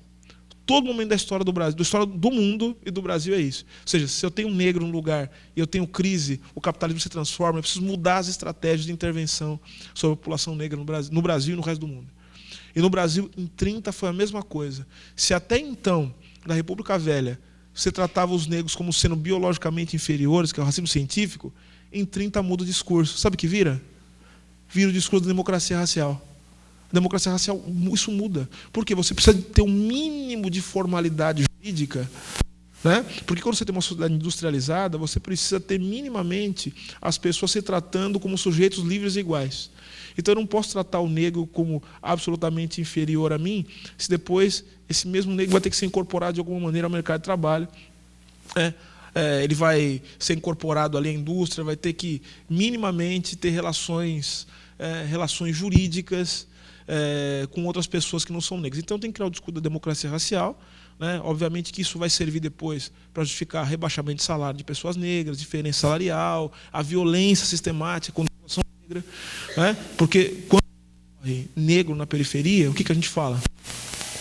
Bom, a gente fala que isso é da população negra, mas o que falam os outros, né? Fala, não, isso é um acaso, tal, e acontece, eram bandidos.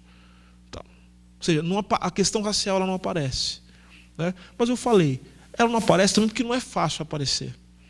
Porque o racismo ele se manifesta enquanto prática material, e você qualificar um grupo como racialmente identificável, falar assim, esse grupo aqui é de negros, exige também, isso é importante, exige que você também faça uma espécie de organização do espaço político.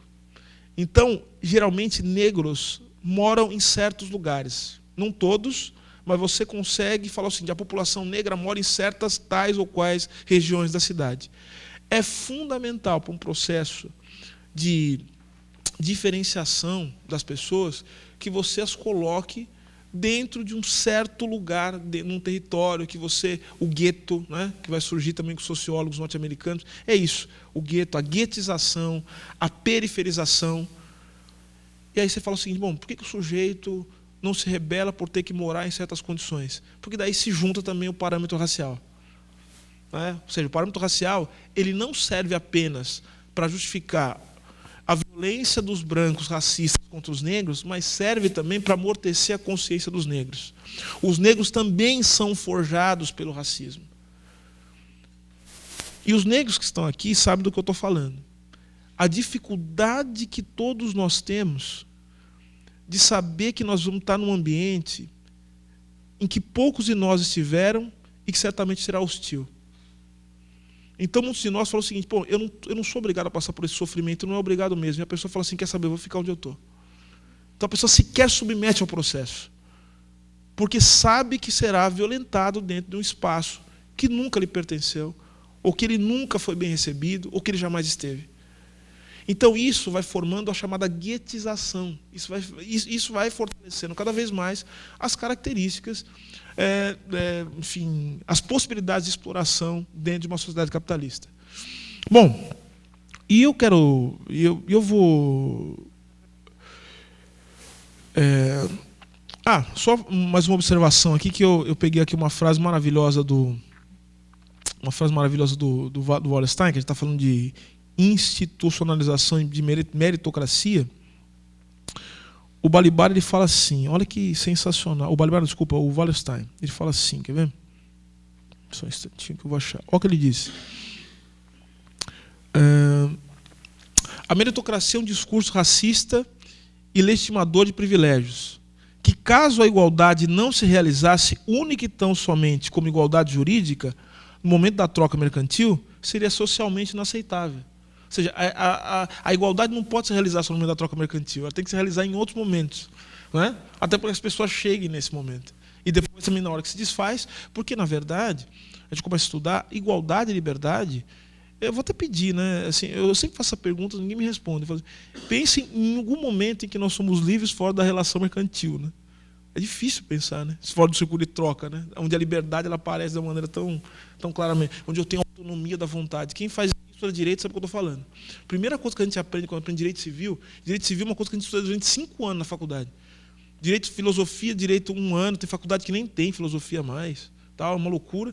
Mas direito civil são 5 anos. E a primeira coisa que a gente aprende é o seguinte: olha, a primeira coisa que você deve aprender é que o direito civil ele tem como base e fundamento a autonomia da vontade. Ou seja, é o momento em que você é livre e a sua liberdade é resultado da sua consciência. Bom, então, nesse ponto, para a gente chegar na relação jurídica de troca mercantil, é necessário que nós também nós sejamos constituídos a partir dessa ideia de que somos realmente livres e iguais. Se a violência racial ela se aplicasse a todo momento, seria uma contradição praticamente inaceitável que, por exemplo, ser escravizado e, ao mesmo tempo, ser livre para trocar mercadoria. Isso é uma contradição muito difícil de aceitar. Então, a meritocracia ela resolve essa ideia a partir da noção de que os indivíduos só são diferentes no seu esforço pessoal. Olha só. E aí continua, olha só que interessante. E como todo racismo se mantém institucionalmente, é essencial que existam mecanismos institucionais meritocráticos. Então toda instituição tem que ter mecanismos meritocráticos, como são os exemplos dos processos seletivos das universidades e os concursos públicos. Por esse motivo é que as universidades e certos cargos e funções públicas têm filtros tão estreitos. Por exemplo, para ser juiz, para ser promotor, tem que ter um filtro bem estreito. Não é? Dada a estrutura social e a desigualdade educacional, que em geral atende a padrões raciais e de gênero, aqueles que ocupam vagas em determinadas universidades ou acessam cargos públicos de prestígio reafirmam o imaginário de que mérito e o poder, portanto, é mais bem exercido por ou pertence naturalmente a pessoas brancas, heterossexuais do sexo masculino. Por outro lado, porque tem uma coisa, outro exemplo. A maioria dos alunos de direito é do sexo feminino. Isso é estatística, tá? Só que tem uma coisa, você começa a olhar para os tribunais, Vonei, as mulheres praticamente vão sumindo. Você vai para o Supremo Tribunal Federal, tem 2 mulheres, em 11 ministros. Então tem alguma coisa. A grande pergunta não é por que isso acontece, porque a gente está vendo. A grande questão é por que a gente aceita isso. E a gente aceita isso, porque isso faz parte do funcionamento normal. Senhoras e senhores, diga uma coisa, o racismo ele não é o irracional, ele não é o anormal, o racismo é o normal e o racismo é uma forma de racionalidade. Isso é fundamental. O racismo é uma forma de racionalidade, de compreensão, de normalização de relações sociais do nosso tempo. Então vejam só. Por outro lado, e essa é a parte mais importante, o sistema penal complementa a institucionalização do sistema meritocrático. O sistema penal. Porque ele estabelece o controle carcerário da pobreza, estigmatizando jovens negros, cuja inserção em esquemas de trabalho altamente precarizado e até mesmo a eliminação física de jovens negros serão vistos com normalidade por parte significativa da sociedade. Resumindo, se a meritocracia não funciona, você mata. Simples assim. Senhoras e senhores, basta ver as pautas que estão no Congresso Nacional diante da crise. Esse é um outro elemento. Crise. Pautas. Algumas delas. Quando você começa a falar de ajuste fiscal, ajuste fiscal, como nós estamos vendo, e como já tinha também nos governos anteriores, todos, sem exceção, falar de ajuste fiscal é cortar direito do trabalhador. É isso, não é outra coisa. Não é cortar, enfim, lucro de banqueiro, não é nada disso. É cortar direito do trabalhador, é diminuir direito social. Ponto. Quando se diminui direito social, obviamente que isso tem uma consequência política. Quem vai ser mais atingido por isso são as pessoas mais pobres. E no Brasil, as pessoas mais pobres são as pessoas negras. Se você não consegue, de alguma maneira, lidar com... Porque a pobreza, ao contrário do que se pensa também, a pobreza ela não é passiva, a pobreza se levanta, os pobres se levantam. Aliás, o que faz mudar a condição, o que faz as pessoas se movimentarem é a mudança da sua condição material. Então, não adianta ficar agitando bandeira, né? Também, para a esquerda, aprender uma coisa. O cara não vai sair de casa para votar, você não vai sair.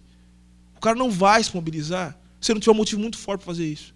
Nós estamos errando nesse ponto. Não vai. Ainda mais numa sociedade totalmente fragmentada, em que as pessoas gerem sua vida como se fosse uma conta no banco. As pessoas fazem assim. A lógica que rege o mundo, a juventude hoje, é a lógica da concorrência e a lógica da empresa. O sujeito tem meta na vida. Já viu um negócio desse? Uma pessoa de 20 anos faz uma lousa, põe assim, meta. Como se fosse uma empresa, isso é uma desgraça profunda. Então não tem vida, tem meta. Então como é que você vai fazer uma pessoa se mobilizar para uma bandeira política abstrata? Você precisa mostrar para as pessoas o que está acontecendo, por isso que a gente precisa estudar, né? Para entender como é que se forma a subjetividade das pessoas. Então, nesse sentido, vejam só, como eu falei, as pautas. Se eu não consigo lidar com o que vai acontecer em decorrência da precarização do trabalho, cortes dos direitos sociais, saúde, educação, essas coisas todas, só tem uma coisa a fazer. Eu preciso colocar essa gente na cadeia. Então eu vou baixar a maioridade penal. Coloco na cadeia. Quem eu não conseguir colocar na cadeia, porque não vai ter cadeia para todo mundo, aí tem um outro projeto, eu vou privatizar presídio.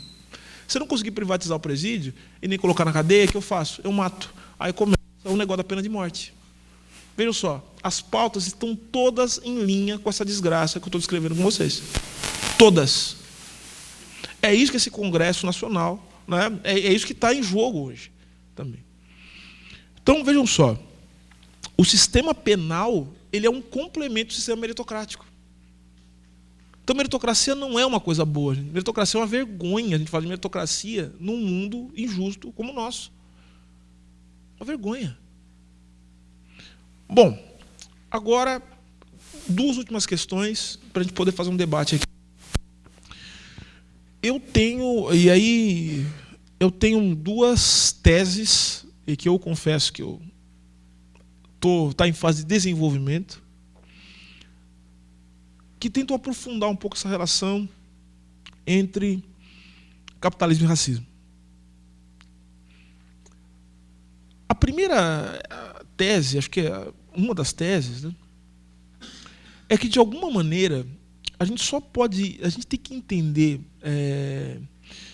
essa variabilidade do racismo, porque são duas questões, né? A primeira questão é que a existência do racismo... Por que tem racismo, por exemplo, nos países desenvolvidos ou centrais, né? Que se dirige tanto a nacionais como a imigrantes? Porque se a gente fosse pensar que o racismo ele só é resultado de um processo de expansão colonial, está só no período de acumulação primitiva do capital, em que você libera as forças de violência do processo de acumulação. Se a gente for pensar só isso, fica difícil a gente entender por que o racismo ele continua redivivo. Ou seja, mesmo diante de locais onde você tem relações capitalistas avançadas, você continua tendo racismo. O racismo continua sendo estrutural e estruturante. Por quê? Essa é a primeira questão. A segunda questão é o fato de que, numa mesma formação social, você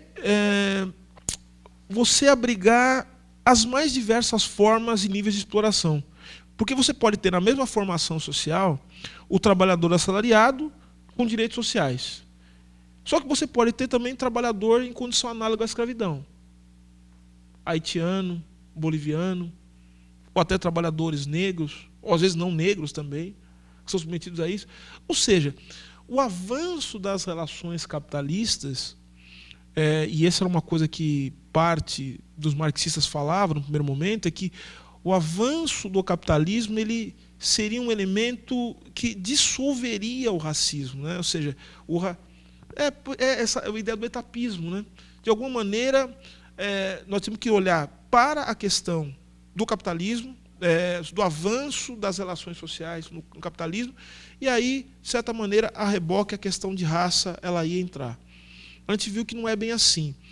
E não é uma questão... E veja, mais uma vez, eu quero deixar claro, aqui eu estou levantando a questão no plano teórico. Eu entendo quem disse isso. Discordo. Mas discordo por outros motivos. Porque, geralmente, quem discorda dessa visão etapista, que eu acho também que tem problemas, vai dizer o seguinte, bom, classe é uma coisa, raça é outra. São coisas que não se misturam. Aí a pessoa já começou errando tudo. Está tudo errado. Aí não, errou. Eu já falei por que errou. A gente pode discutir depois. Porque, como eu já falei, não dá para pensar classe sem raça e raça sem classe. Simples. Pelos motivos aos quais eu já estou longamente tomando tempo de vocês aqui. Agora, por que eu acho que isso é um erro? Eu discordo disso porque, como eu já disse, existem mediações que nós estamos tentando dar conta entre a relação entre classe e raça. E aí eu jogo uma posição aqui, que é uma posição que, na verdade, eu me inspiro na obra de um grande autor marxista brasileiro, uma pessoa porque eu tenho uma grande admiração e também, pessoalmente, tenho um carinho muito grande, que é o professor Márcio Naves. O professor Márcio Naves é um jurista, um dos grandes juristas marxistas do nosso tempo, assim, um sujeito espetacular. E ele tenta, assim como eu estou fazendo em relação ao racismo, ele quer dar conta da especificidade histórica da relação que existe, a relação intrínseca entre o direito, né, e o capitalismo. Eu quero falar do racismo e do capitalismo. E eu acho que ele dá uma solução que talvez se aplique para entender o racismo. E essa talvez a parte mais importante do que eu tenho a dizer hoje, que aí fica para que nós possamos discutir. Então, vejam só. A minha hipótese, talvez a pergunta sobre a relação estrutural entre racismo e reprodução capitalista possa ser respondida se nós olharmos dois conceitos do Marx, né, que estão no Capital, que são os conceitos de subsunção formal do trabalho ao capital e de subsunção real do trabalho ao capital. São dois conceitos do Marx. Eu vou explicar rapidamente para quem não está acostumado, para quem não conhece isso. O que o Marx chama de subsunção formal do trabalho ao capital? Né? Na subsunção formal, o trabalho, embora já organizado segundo padrões e objetivos do capitalismo, mantém-se praticamente inalterado em relação à maneira de produzir nas corporações de ofício, nas oficinas, tal como era na Idade Média. Por exemplo, na Idade Média você tem um sujeito que ele era um artesão e que ele fazia roupas de maneira artesanal e costurava, enfim, né? Ou dentro do feudo, ou na corporação de ofício, na Idade Média. Aí o Marx vai descrever um processo em que esse trabalho, ele passa a ser realizado dentro da lógica do capitalismo, ou seja, esse trabalho passa a ser trabalho assalariado.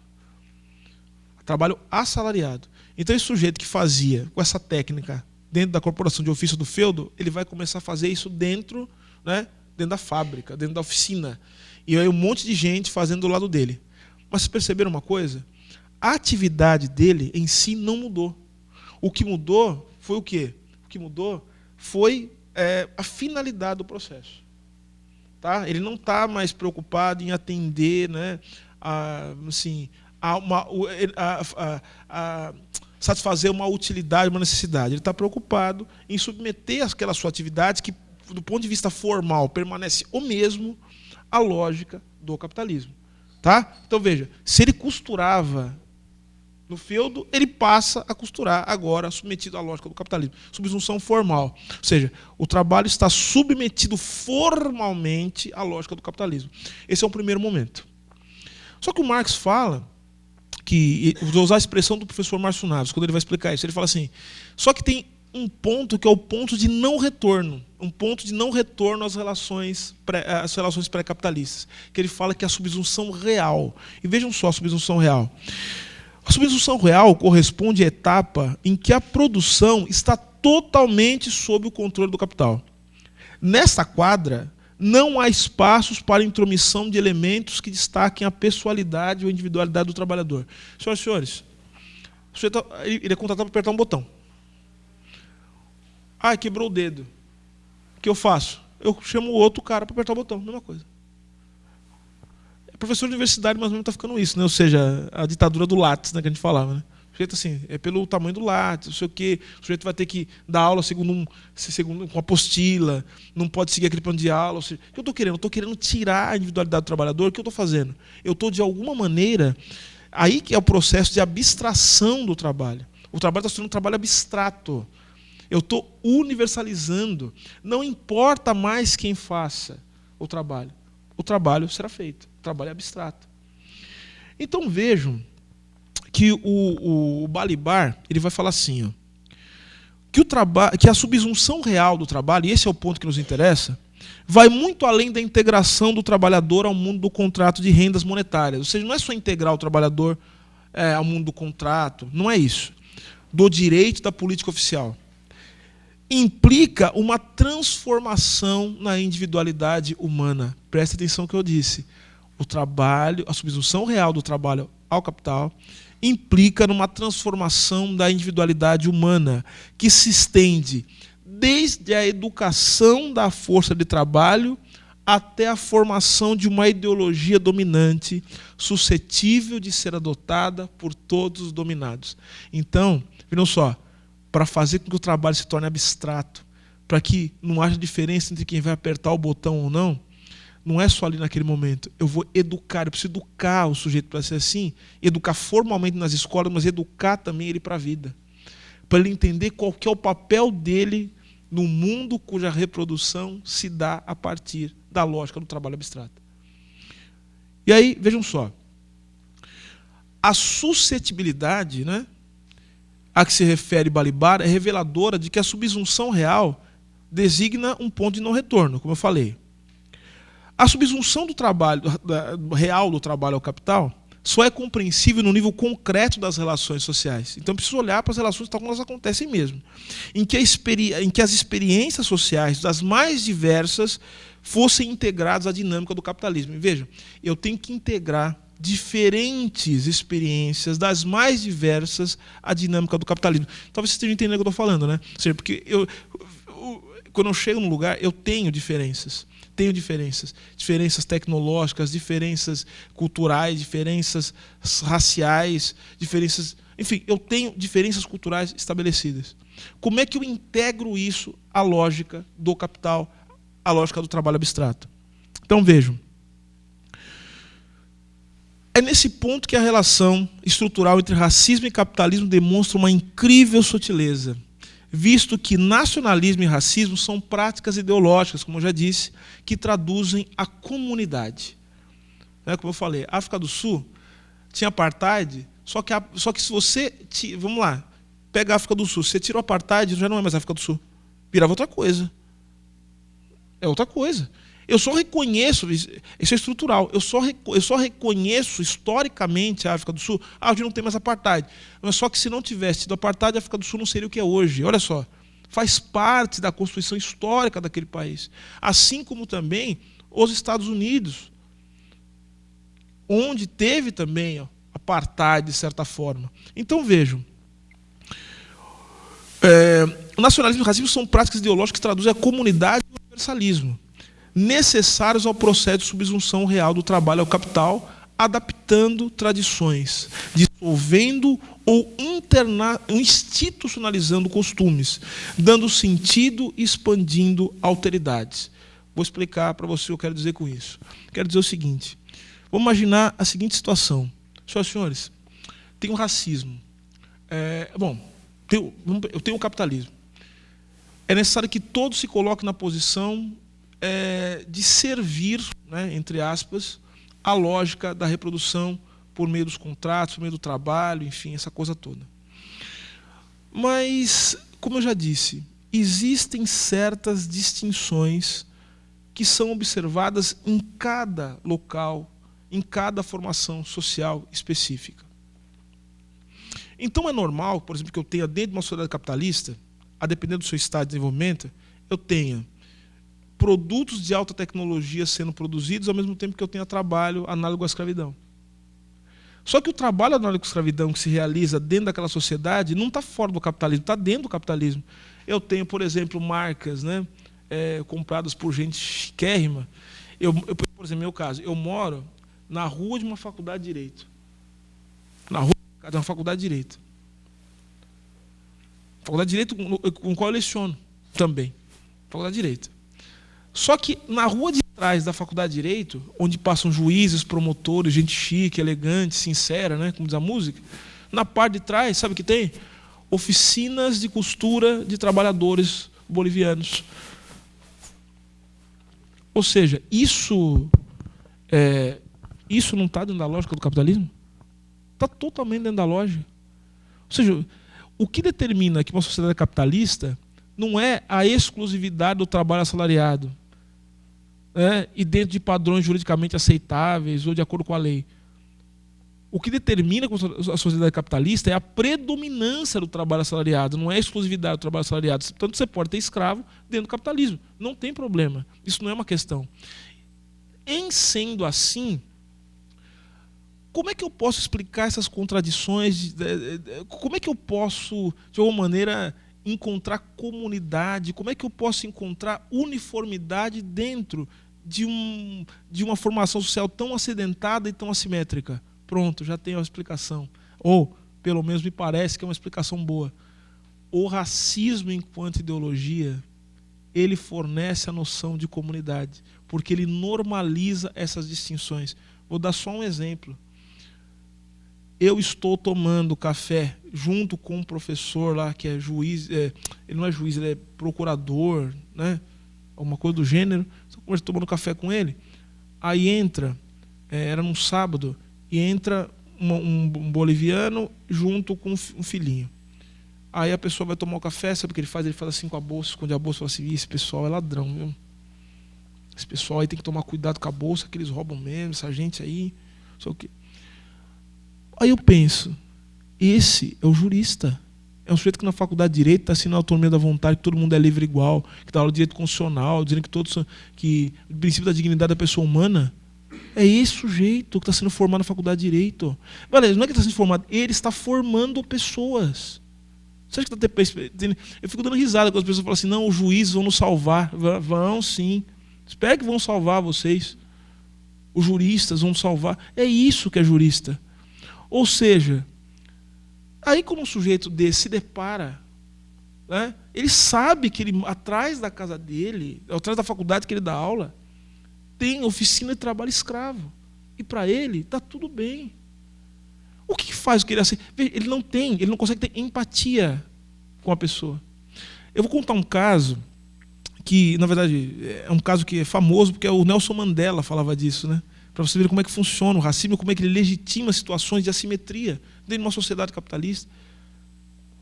Veja, e o Nelson Mandela, ele disse que ele estava saindo de uma reunião e aí ele se deparou com um mendigo. Talvez vocês conheçam essa história, né? Se deparou com um mendigo e ele ficou muito tocado com o morador de rua ali. E ele pegou, pôs a mão no bolso assim, falou: pô, vou dar dinheiro. Aí ele deu dinheiro, ele se ligou e falou: ó, o Nelson Mandela, hein? Ele se ligou e falou: puxa, eu não costumo dar dinheiro na África do Sul, não dou dinheiro para meus irmãos. E aí ele se ligou, sabe por que ele deu dinheiro? Porque ele ficou tão chocado com aquele morador de rua, porque ele era branco. E o Mandela falou: quando eu olhei aquilo ali, foi uma coisa para mim tão chocante, ver um homem branco pedindo esmola, que o meu primeiro impulso foi querer ajudar aquela pessoa numa situação terrível. Mas veja, o Nelson Mandela, vai falar que o Nelson Mandela não tem consciência racial? É óbvio que tem.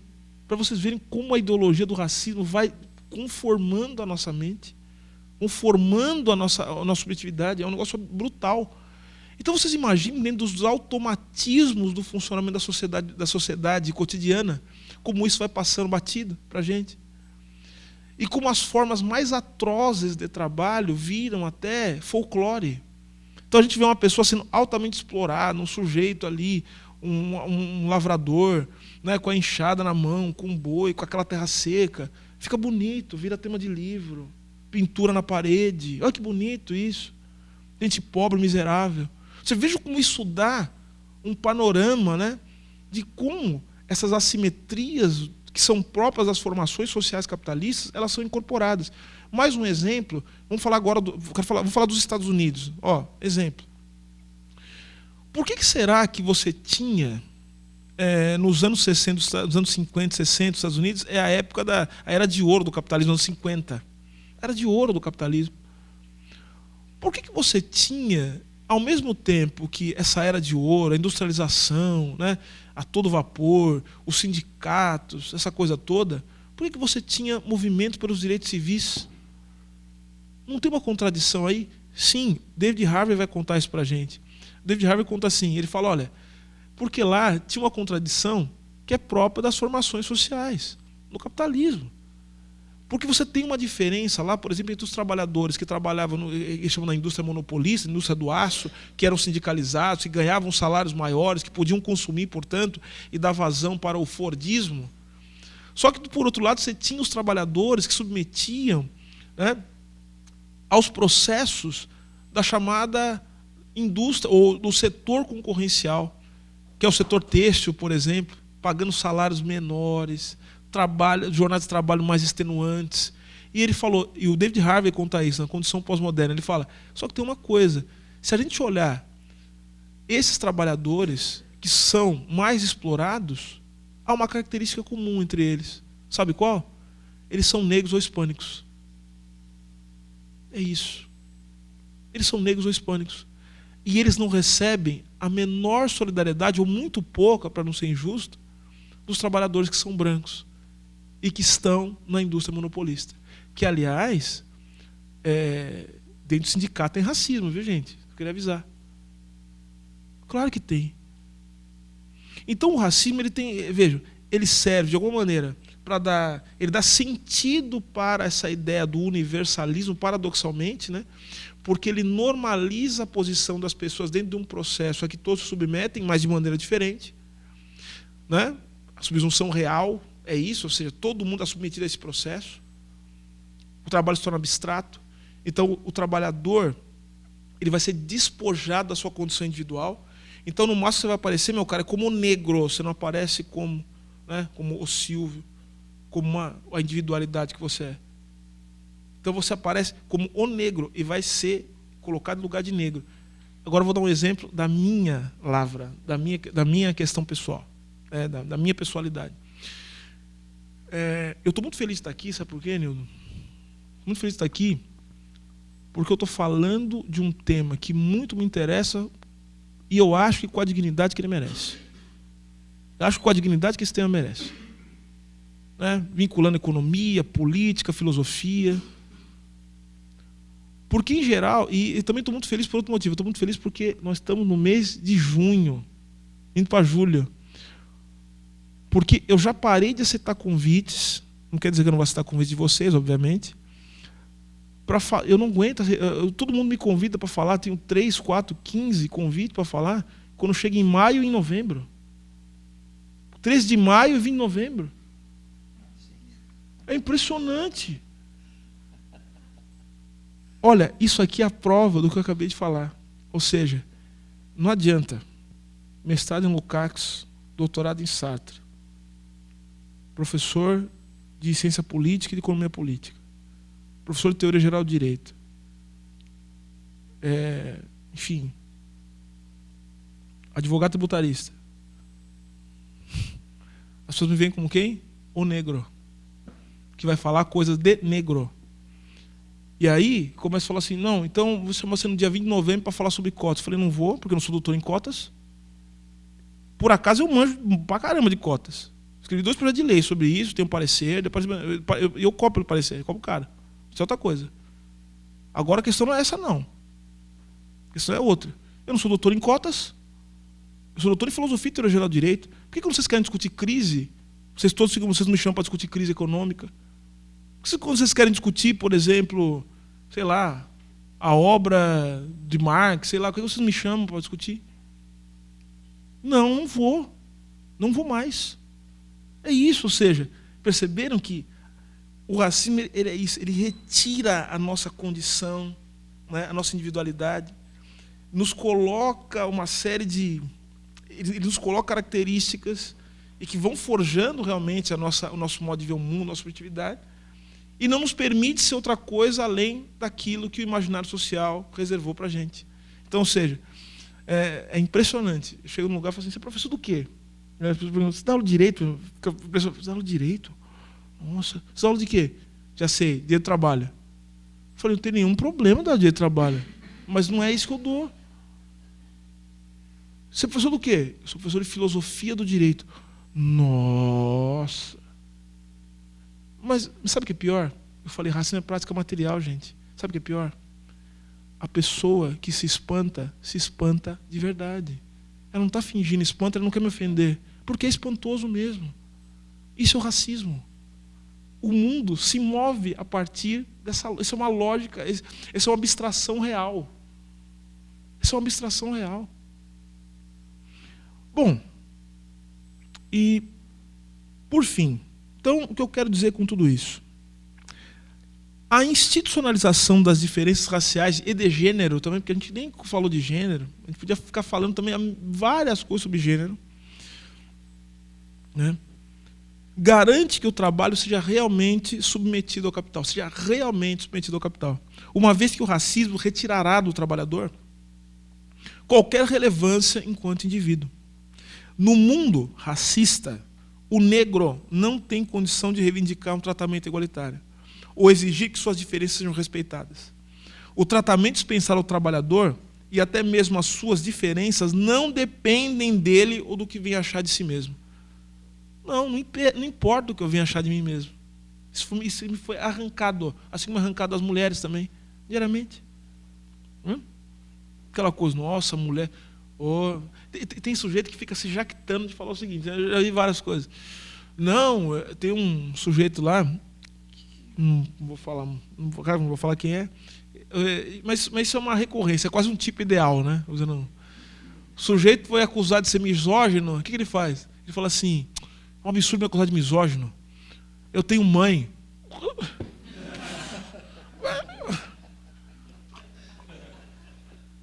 Puxa, gataca, né? A experiência. Tudo bem. Tenho mãe, eu tenho esposa, coitada. Eu tenho filha. E mais, até agora, eu só fui... Todas as minhas chefes são mulheres. E daí, camarada? E daí, meu irmão? Qual é o problema? O que isso tem a ver uma coisa com... Você fica se jactando, né, de uma coisa... De algo que, na verdade, está só reforçando que, de fato, ele é misógino, né?